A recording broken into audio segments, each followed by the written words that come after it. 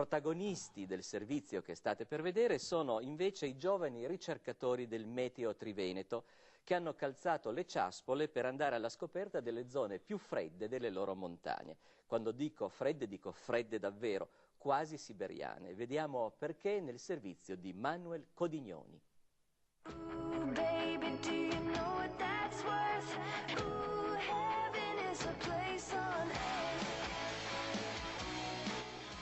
C'è chi va a caccia di animali, chi di affari, chi di occasioni. Loro vanno a caccia di freddo estremo, polare. Non a caso il progetto che vede impegnati i ragazzi di Meteo Triveneto si chiama l'Artico di casa nostra e prevede il monitoraggio di una cinquantina di siti freddi in collaborazione appunto tra Meteo Triveneto, il CNR, l'ARPA Veneto, Meteo Friuli, Venezia Giulia e altre organizzazioni. Quello che vi facciamo vedere è uno dei siti al top. Ci troviamo sulle Palle di San Martino, nel parco naturale delle Palle di San Martino di Panneveggio, e ci troviamo ai 2540 metri di Busa di Manna. Questo posto è andato, tra virgolette, agli onori delle cronache per aver rilevato una temperatura di meno 47 gradi centigradi, che è stato il record italiano di temperatura. Questo record è stato battuto di qualche decimo di grado, ma è una sfida tra titani. Il meccanismo è quasi semplice. In certe condizioni, cielo sereno, neve e assenza di vento, l'aria fredda va a ristagnare sul fondo di conche come questa, ben delimitate, e fa raggiungere temperature davvero incredibili. Noi quando siamo arrivati qui stamattina abbiamo rilevato un +3 all'esterno della funivia del Rosetta, quindi era sensibilmente molto caldo. Siamo scesi nella conca e man mano che siamo scesi abbiamo sentito subito la temperatura che calava in maniera davvero percettibile. Siamo arrivati a meno 20,5. Vediamo la nostra parola, scendendo la variazione di temperatura è davvero incredibile, fidatevi. Nelle conche si arrivano a rilevare 1 grado al metro scendendo, e questo vi assicuro è un'emozione particolare che vi invito a provare.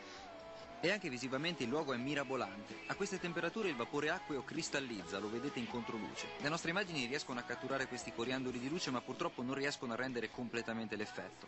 Va comunque detto che si tratta di fenomeni molto circoscritti. Questo fenomeno si realizza in zone molto circoscritte e in zone ben determinate, quindi al di fuori di queste conche la temperatura è molto più elevata.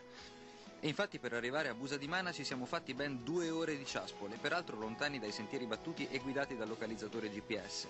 Poi una volta tornati a valle abbiamo scaricato i dati del sensore. Niente record stavolta, ma poco ci manca.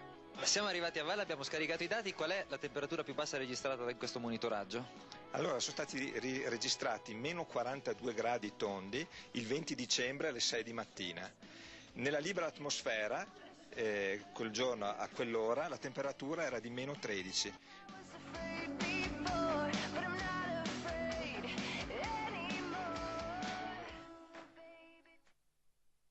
Luca, una storia bellissima in un posto bellissimo, temperature rilevate bassissime che però non fanno media stagionale, almeno qui in Italia.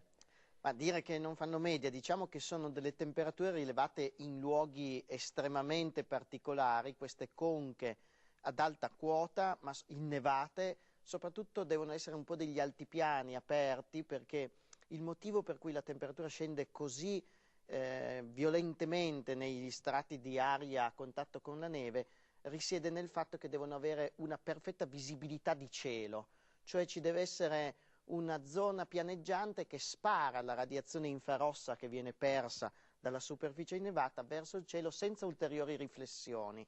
Vale a dire che se siamo in una valle stretta o chiusa, le pareti stesse delle montagne riflettono una parte della radiazione infrarossa all'indietro e quindi la temperatura scende in modo meno vistoso. Ecco perché sono dei fatti estremamente locali, potremmo definirle oggi delle curiosità meteorologiche. Non fanno media perché non sono in zone abitate e non sono in luoghi che hanno una lunga serie storica. Si cominciano a monitorare da pochi anni grazie a questi strumentini di poco costo che funzionano con una piccola batteria e che quindi sono in grado di prendere le misure ogni minuto anche per tutta la stagione invernale senza manutenzione e senza sorveglianza. Senti, invece ci sono luoghi dove le basse temperature sono, se non dico la norma, ma quasi.